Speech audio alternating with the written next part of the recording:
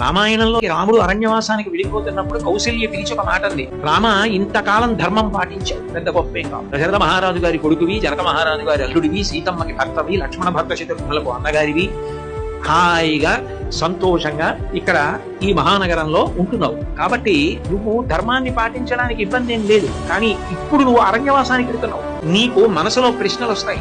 మా నాన్నగారు నన్ను ఎందుకు పంపించారు? నేను మా నాన్నగారిని ఖైదులో పెట్టేసి నేనే రాజ్యం ఎదుర్కొంటే ఏమయ్యేది? మా పిన్నమ్మ కైకమ్మ మాట నేను వినకపోతే ఏమయ్యేది?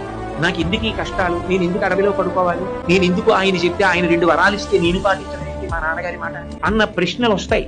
మనిషి సుఖంగా ఉన్నప్పుడు ధర్మం పాటించడం గొప్ప కాదు. కష్టంలో ఉన్నా కూడా ధర్మాన్ని విడిచిపెట్టకుండా పట్టుకోగలిగితే మీ కథ యుగాలు మారిపోయినా మిగిలిపోయి.